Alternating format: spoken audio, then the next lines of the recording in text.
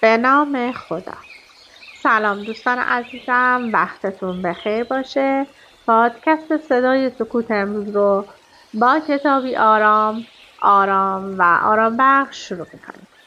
کتاب ریکی یا شمانیسم ریکی یا شمانیسم ریکی، شمن فکر میکنم بهتر باشه تلفظش، راهنمای شفای خارج از بدن، نوشته جیم پس، فایندر یونگ یا نونهی آواتاسکی. این کتاب خیلی جالبی هستش. امیدوارم که اگر به ریکی، مدیتیشن و مانترا علاقه دارید همراه من باشین که این کتاب زیبا رو برای شما بخونم. با من همراه باشید که این کتاب رو کشفش کنید. شمانیسم ریکی. جیم راه شگفت‌انگیزی برای عمیق شدن در ریشه‌های سنت، جایی که قدرت شفابخش خود را از آنجا می‌گیرند، دارد. در ریکی شمانیسم، راهنمای شفای خارج از بدن، جیم منشأ ریکی و شمانیسم را آشکار می‌کند و رابطه عمیقی را که آنها به اشتراک می‌گذارند و هارمونیک شفابخشی که می‌توان از طریق تمرین هر دو ایجاد کرد به طور معتبر نشان می‌دهد. او در سراسر کتاب تجربیات شخصی خود را از شفا از دل این سنت‌ها به اشتراک می‌گذارد و حس جدیدی از امکان نامحدود را برای مادر زمین و همه فرزندانش به ارمغان می‌آورد.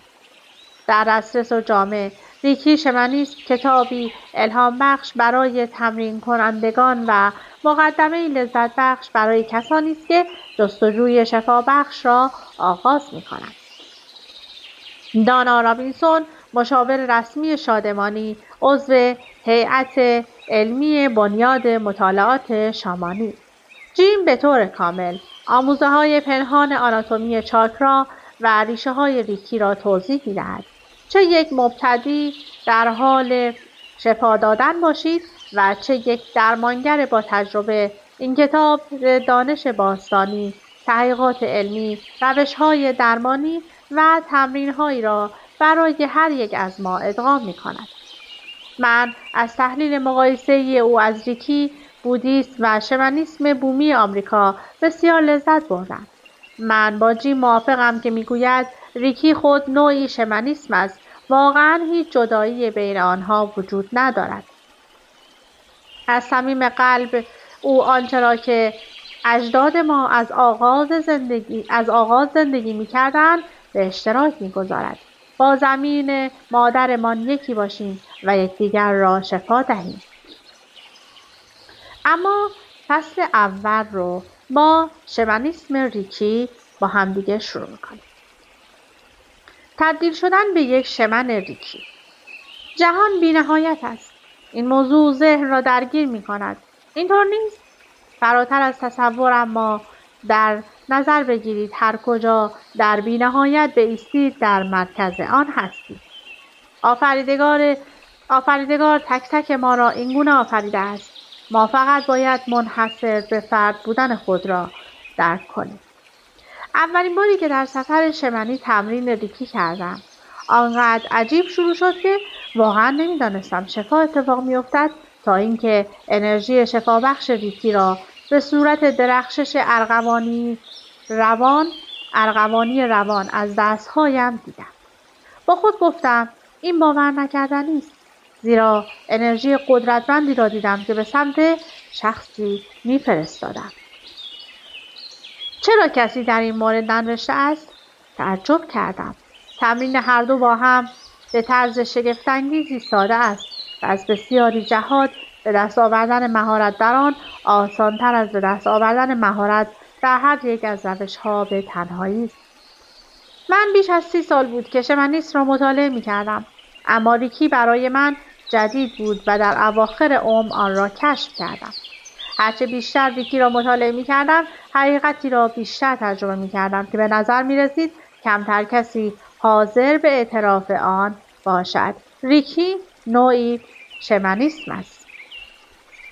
در استفاده از نمادها برای هدایت انرژی شفابخش با سفر شمنی می‌توانید آشکارسازی کامل هر دو را داشته باشید. ریکی ممکن است ریشه محکمی در شمنیسم داشته باشد. آموزش شمنیسم ریکی به همان اندازه طبیعی است که روش‌های جداگانه هر کدام از ریکی و شمنیسم را آموزش دهیم. در مجموع شمنیسم ریکی در اثرگذاری بسیار قوی‌تر از هر کدام از این تکنیک‌ها به تنهایی است و در عین حال نیز اجرای آن ساده است. ترکیب روش‌ها را راه کاملا جدیدی برای آوردن شفا، هماهنگی و تعادل برای زمین و همه موجودات فراهم می‌کند. شمنیسم ریکی در این دوران جنگ، کمبود مواد غذایی، عدم اطمینان اقتصادی، حتی فاجعه عظیم زیست محیطی ناشی از تغییرات آب و هوایی، مردم در سراسر جهان با رشد آگاهی فراتر از سطح آسایش خود روبرو هستند. تا با ناشناخته‌های گسترده‌ای که در جهان ما در حال ظهور است مقابله کنند. ما به قدری از مناظر، صداها، اطلاعات و اقناع‌هایی مملو هستیم که به نظر می‌رسد فراتر از توانایی ما برای توجه است. بنابراین فقط بر آنچه پیش روی ماست تمرکز می‌کنیم. با این حال اگر یقینی وجود داشته باشد این است که اگر زمانی برای گسترش دانش معنوی ما برای احاطه کردن تغییرات وجود داشتد این همان زمان است. چطور این کار را انجام دهیم؟ باید به درونمان نگاه کنیم و ببینیم که چگونه برادران و خواهران ما روند رشد را تا ناشناخته در زمین انجام می‌دهند. در هندسه مقدس برای اینکه یک گیاه تصمیم بگیرد که بعداً باید چه تعداد برگ تولید کند، ابتدا میزان رشد خود را اندازه می‌گیرد که چقدر رشد کرده است و سپس نسبت متناسبی برگ می‌رویاند. اینکه آیا تصمیم می‌گیرد 4 برگ در یک خوشه رشد کند یا اینکه به 2 ساقه تقسیم شود و روی هر ساقه 2 برگ رشد کند توسط یک کد مخفی که در داخل آن نگهداری می‌شود هدایت می‌شود که در عین حال منحصر به آن گیاه است و با همه گیاهان مشابه آن مشترک است و مانند آن همه موجودات زنده نوعی کد مشترک را شامل می‌شوند. امروز باید به درون نگاه کنیم تا آن کد مخفی را برای خودمان پیدا کنیم. ببینیم از کجا آمده‌ایم و به کجا باید برویم. این جستجو برای حقیقت، دانش، خرد و رشد می‌تواند سفری ترسناک باشد و مستلزم آن است که ما به نور و درک بزرگتری برسیم که فقط منتظر کشف آن است.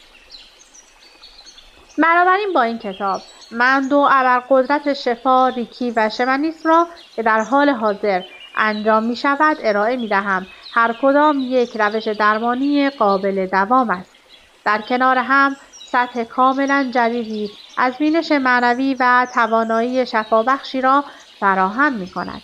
نام ریکی شمن اگرچه جدید است با مهارت در هر 2 روش می تواند به یک دستاورد عالی تبدیل شود. این کتاب از آموزه‌های 3 کتاب اولم استفاده می‌کند و هنر باستانی شرقی ریکی یا شفا با دست را در ترکیب با شمن به کار می‌برد. در اصل شمنیسم و ریکی را می‌گیرد و آنها را با هم ترکیب می‌کند به طوری که تمام جنبه‌های مردم، مکان‌ها و چیزها می‌توانند از طریق ترکیب 2 سویه این داروی انرژی شفا، سلامتی و تمامیت پیدا کنند. همانطور که خواهیم دید واقعا هیچ جدایی بین آنها وجود ندارد. ریکی خود نوعی شمنیسم است. به جای محدود کردن رویکرد درمانمان خواهیم دید که ریکی از قلب، سر و دستها از طریق بدن انرژی می آید و از این رو می تواند هم شفای نزدیک داشته باشد و هم شفای راه دور.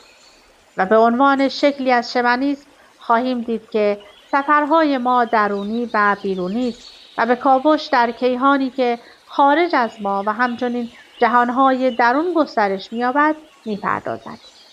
برای تبدیل شدن به یک شمن ریکی نیازی نیست که در شمنیسم یا ریکی مهارت فوق‌العاده‌ای داشته باشید. برای مثال نیازی نیست که فرد استاد ریکی باشد. تنها چیزی که لازم است برخی از مهارت‌های اساسی ریکی و مهارت اساسی شمنی است. یعنی دانستن اینکه چگونه به صورت شمنی سفر کنید. اما فصل اول، بدن انرژی. حلقه مقدس زندگی بزرگتر از آن است که با چشمانمان ببینیم یا با ذهنمان آن را بفهمیم. تکمیل آن در قلب ما ساکن است. نگاه غرب به بدن انرژیتیک یا بدن انرژی تقریباً منطبق به نگاه جهانی است، گرچه به عنوان نگاه شرقی تلقی می شود.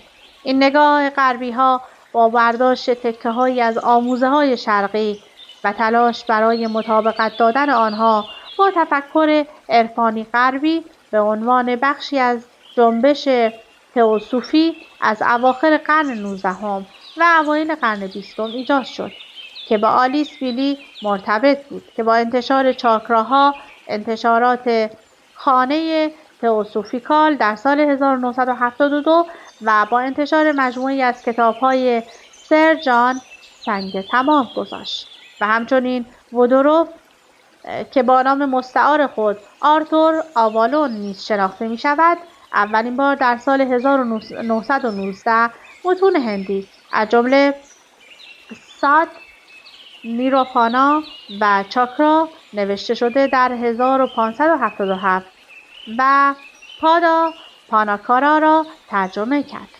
ایده 7 چاکرا خود کلمه سانسکریت است به معنی چرخ‌های نور که شامل بدن انرژی است، با چاکراهای کمتر در جاهای دیگر.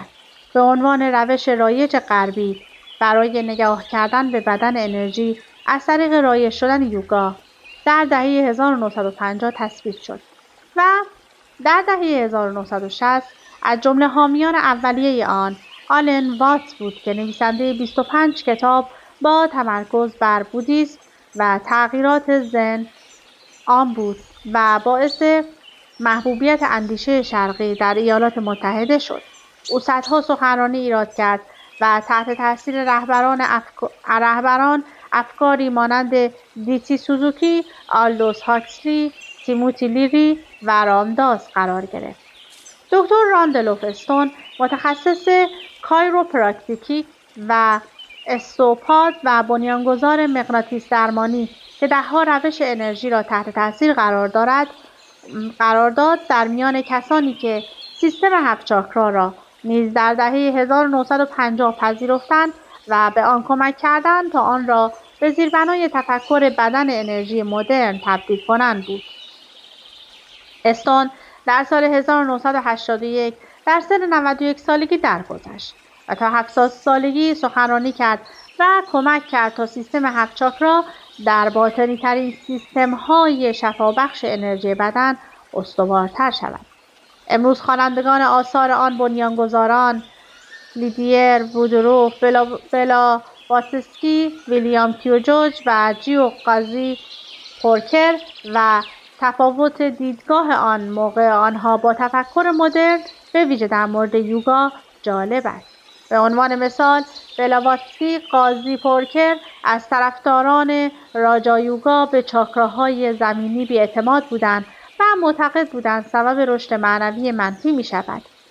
بلاواتسکی در کتاب خود به نام دکترین مخفی استفاده از 3 چاکراهای پایین را که امروزه به عنوان زمین سازی و ارتباط حیاتی با مادر زمین می شناسیم تنها در جادوگری مفید می خواند. تلاش این نویسندگان اولیه برای قابل فهم کردن مفاهیم هندو و بودایی شرقی برای غربی ها و قابل استفاده شدن آن برای سیستم های اعتقادی یهودی و مسیحی و تعصبات آنان را در نوشته های خود القا کردند. در میان بسیاری از مردم بومیان امریکا سیستم 7 چاکرا نامفهوم به نظر می رسد و به درستی نیز چنین است. راه دیگر این است که بدن انرژی را به عنوان یک تخم پر انرژی ببینید. همانطور که در آثار کارلوس کاستاندا با تفسیر آموزه های دونخان توضیح داده شده است. در این روش دیدن بدن انرژی دارای نواحی نورانی است که روشن‌تر هستند و خطوطی از آن خارج می‌شوند که تارهایی هستند که فرد را به واقعیت متصل می‌کنند. اگرچه مطمئناً قابل اجراست، اما ممکن است بهترین تشبیه برای توصیف نحوه عملکرد بدن انرژی برای استفاده در روش‌های پزشکی انرژی مورد بحث در اینجا نباشد. در عمل بدن انرژی میتواند شبیه هر چیزی باشد. در سفرهای شمنی خودم اجسام فیزیکی را نمیبینم و سیستم 7 چاکرا را میبینم. من خطوط انرژی را اغلب در اشکال هندسی میبینم. نواحی نور گاهی اطلاعاتی را در خود جای میدهند که با گوش دادن قابل درک است. در سفر شمنی حواس ما ممکن است تقویت شود تا حس بویایی بتواند چیزی بیشتر از بینایی بگوید. همانطور که به نظر میرسد یک سگ با بینی خود میبیند، اما این روش درک من است و راه‌های زیادی برای این کار وجود دارد.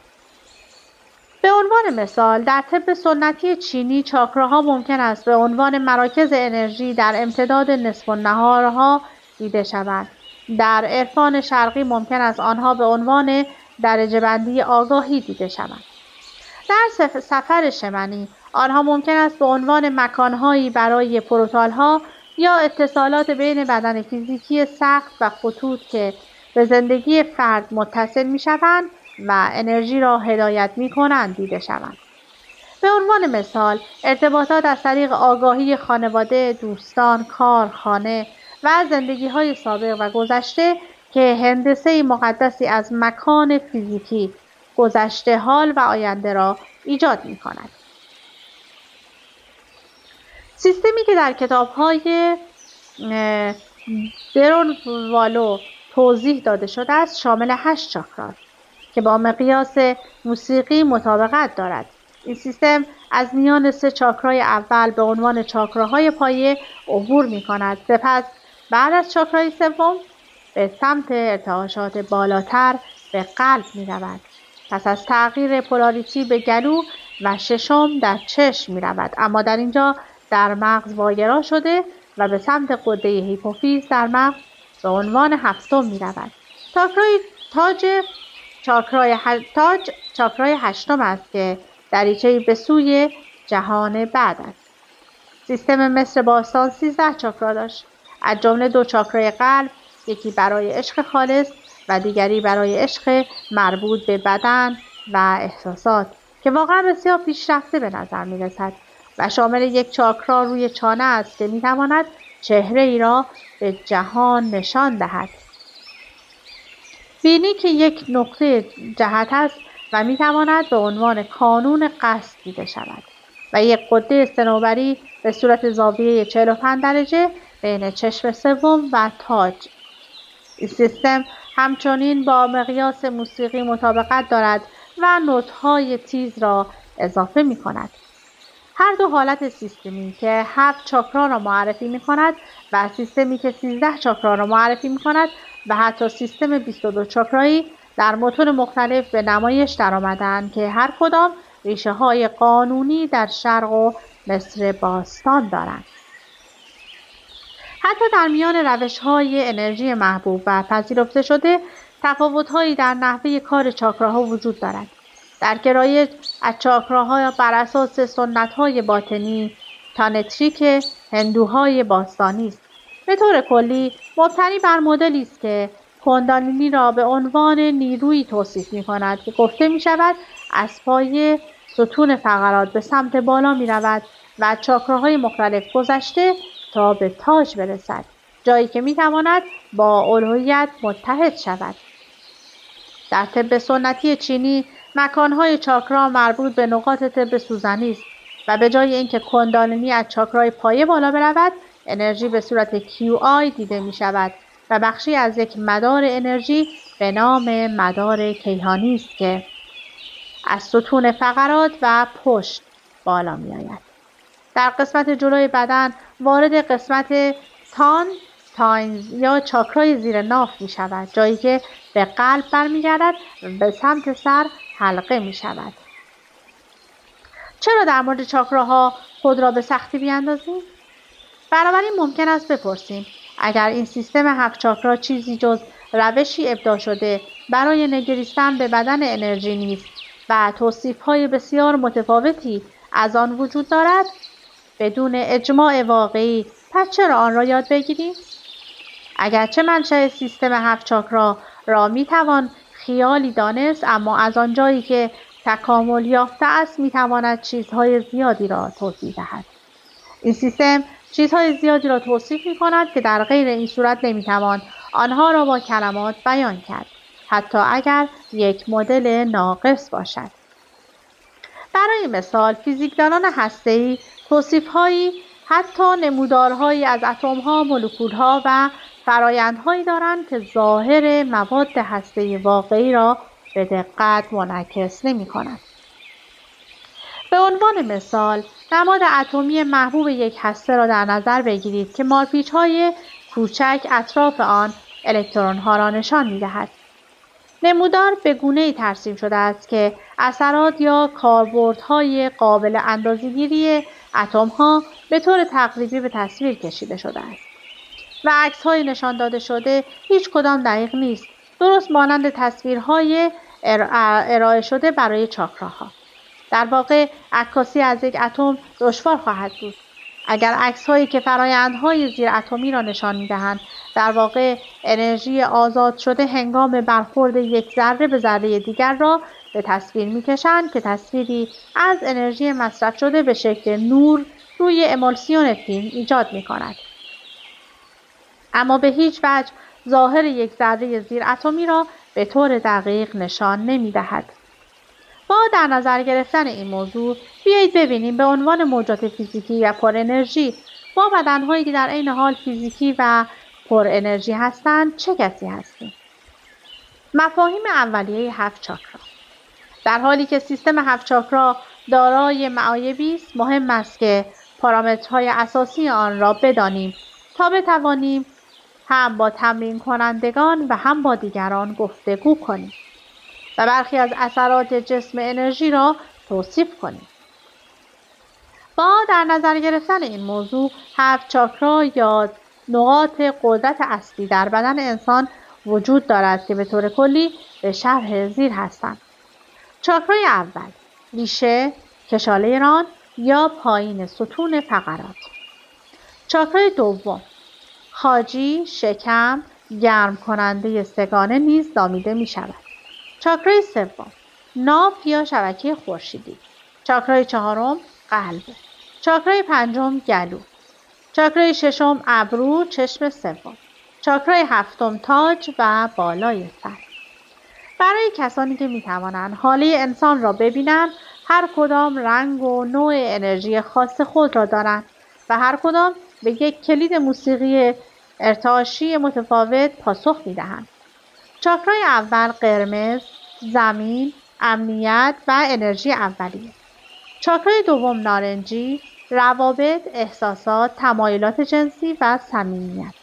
چاکرای سوم زرد، انرژی، سرزندگی، قدرت اراده، اقتدار شخصی. چاکرای چهارم سبز، تعادل، عشق، شفقت، ارتباط. چاکرای پنجم آبی، ارتباط، گفتار، بیان، شفا و خلاقیت.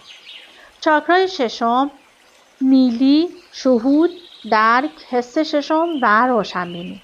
چاکرای هفتم بنفش، روشنگری، تعالی، آگاهی کیهانی. استفاده از سیستم چاکرا برای توضیح رفتار، حالات و بیماری که در اینجا به عنوان ناهماهنگی نامیده می شود از قرن گذشته رایج بوده است. اما در سالهای اخیر فرکانس‌های واقعی بدن مورد بررسی قرار گرفته است و به طور علمی اندازه‌گیری شده است. بدن انسان یک جعبه پچ‌پچ واقعی از صدا و ارتعاش الکترومغناطیسی با اندازه‌گیری عضلات از 0 تا 250 چرخه در ثانیه است. امواج مغزی را تا 20 سیک در ثانیه کار می‌کند. قلب در حدود 225 سیک در ثانیه کار می‌کند. فرکانس هر چاکرا به شرح زیر اندازه‌گیری شده است. چاکرای اول بین 640 تا 800 چرخه در ثانیه یا هرتز. چاکرای دوم بین 40 تا 600 هرتز. چاکرای سوم بین 400 تا 600 هرتز. چاکرای چهارم بین 240 تا 400 هرتز. چاکرای پنجم بین 100 تا 240 هرتز با یک زیرموج در 800 هرتز. چاکرای ششم بین 100 تا 200 و 740 تا 900 هرتز و چاکرای هفتم بین 1100 تا 1200 هرتز. مهم است که توجه داشته باشید که هیچ چیز در واقع در یک چاکرا اتفاق نمی‌افتد. این تنها نقطه مبدأ است، جایی که انرژی حیات متمرکز و آزاد می‌شود. چاکراها برای چشم انسان نامرئی هستند، به جز اینکه توسط متخصصان یا افراد آموزش دیده معنوی در سفر شمنی یا در حالت مراقبه دیده شوند. اما همانطور که مطالعات اخیر نشان می‌دهد، می‌توان آنها را به صورت علمی با استفاده از ابزارهای حساس اندازه‌گیری کرد. از نظر علمی، چاکرا یک مولد امواج الکترومغناطیسی منحصر به فرد است که فرکانس خاصی را ایجاد می‌کند. هر یک از چاکراها همچنین به یک نوت در موسیقی پاسخ می‌دهد. چاکرای اول G، وسط پایین C. چاکرای دوم D، چاکرای سوم F، چاکرای چهارم A، چاکرای پنجم D، چاکرای ششم D و چاکرای هفتم G هستش. اصوات وقتی با نیت با هم ترکیب شوند می توانند اثرات معجزه آسایی در بدن و ذهن در ارتباط با چاکراها ایجاد کنند. درست است که بدن و ذهن هر کدام ویژگی‌های منحصر به فرد خود را دارند، ولکن در بدن انرژی قابل تفکیک نیستند. دانشمندان الگوهای امواج مغزی را که سطوح هوشیاری را کنترل می‌کنند ثبت کردند. بتا، الگوی امواج مغزی بتا در سطح ذهن خودآگاه وجود دارد. از 14 هرتز در ثانیه شروع می شود و معمولاً به طور متوسط حدود 21 هرتز است. آلفا، الگوی آلفا در سطح ذهن رویا پرداز در طور حالت خلاق و با حداقل ادراک حسی اضافی ESP و تجدید انرژی سلولی وجود دارد. از 7 تا 14 هرتز متغیر است. تتا، الگوی تتا حالت عمیق‌تری از ESP را فعال می‌کند و سطح آغازین حرکت روانی پیکی است. از 4 تا 7 هرتز متغیر است. و دلتا، الگوی دلتا معمولاً در طول خواب عمیق تشخیص داده می‌شود. در طی این مدت تمام رویدادهای ESP و پیکی تحریک می‌شوند و کیفیت حافظه کل و تلقین پذیری کلی القا می‌شوند. از 2.1 تا 4 هرتز است. فرکانس ایجاد شده در سفر شامانی از طریق تبر یا جغجغه 4 تا 7 هرتز است که امواج تتا را در مغز فعال می‌کند که با کوبیدن تبر یا تکان دادن جغجغه حدود 180 بار در دقیقه این کار انجام می‌شود. آهنگ سریعتر 210 بار در دقیقه برای بازگرداندن شمن به واقعیت معمولی استفاده می شود. دلیل کاربرد ویژه درام که از نظر علمی ثابت شده است که صدای منحصر به فرد آن که تغییراتی در سیستم عصبی مرکزی انسان ایجاد می کند و چندین تأثیر مهم دارد. تحریک ریتمیک بر فعالیت الکتریکی مغز تأثیر می گذارد. یک ضرب درام حاوی فرکانس های صوتی زیادی است. ضربات طبل عمدتاً فرکانس پایینی دارند، به این معنا که انرژی بیشتری میتواند منتقل شود. بومیان امریکا توضیح ساده‌تری در مورد اینکه چرا طبل اینقدر قدرتمند است دارند. آنها میگویند که نبض آن مانند مادر زمین است. این نظر آنان ممکن است تا حد زیادی به حقیقت نزدیک باشند. زیرا دانشمندان فرکانس رزونانس پای زمین را اندازه‌گیری کردند و با فرکانس طبل زدن بومیان امریکا مطابقت دارد. فرکانس پایه پس زمینه زمین یا ضربان قلب که تشدید شومان نامیده می شود 7-8 سیکل در ثانیه رتبه بندی شده است. رنگ‌های چاکرا، رنگ‌هایی که در چاکراها وجود دارند نیز به خوبی به سلامت جسمی، عاطفی و روحی ما تأثیر می‌گذارند. وقتی افراد از فرکانس نور محروم می‌شوند، زیرا بدنشان نمی‌تواند آن را جذب کند، از کمبود ویتامین، اختلالات هورمونی، اختلال در الگوهای طبیعی بدن، از جمله عملکرد متابولیک خواب و افسردگی رنج میبرند. منطقه راحتی بدن انسان شامل نور و گرما و همچنین رنگ‌های آرام بخش است. بنابراین تصادفی نیست که هر یک از چاکراها رنگ طبیعی تولید می‌کنند یا بدن ما به رنگ‌ها در دنیای طبیعی واکنش نشان می‌دهد.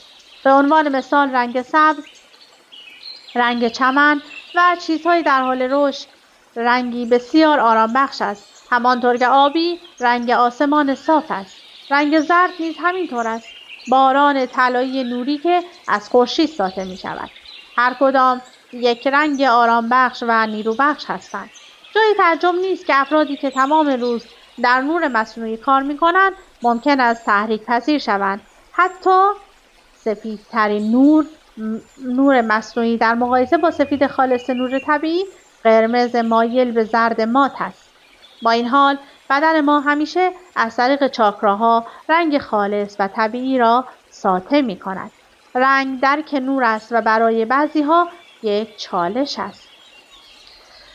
بعد دیگه زمان به من اجازه نمیده که این کتاب زیبا رو بیشتر از این برای شما بخونم. فقط تیکه آخرش رو گفته که میزان احساسات رو هم با هرتز میان اندازه گیری میکنن که مثلا شرم شده 20 هرتز، احساس گناه 30 هرتز، بی‌تفاوتی 50 هرتز، غم 75 هرتز، ترس 100 هرتز و آرزو 125 هرتز، شجاعت 200 هرتز، خشم 150 هرتز و غرور 175 هرتز. خیلی خیلی کتاب جالبی هستش. امیدوارم که برای خودتون تهیه کنید و تا انتها بخونید. مطالب خیلی جدید و جالبی رو متوجه خواهید شد. از اینکه با من همراه بودید سپاسگزارم. تا وایس بعدی، خدا نگهدارتون.